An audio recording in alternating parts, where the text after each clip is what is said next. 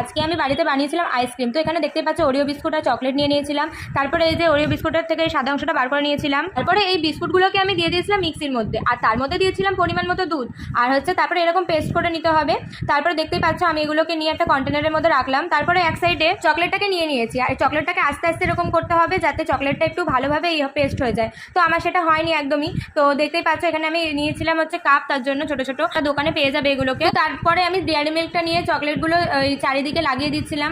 তো তারপরে দিয়ে দিয়েছিলাম ওই পেস্টটা ওরিও বিস্কুটের। তো এই দেখো ভালো করে তোমাদেরকে দিয়ে দিতে হবে আর দেখে নিতে হবে যে ঠিকঠাক আছে কিনা।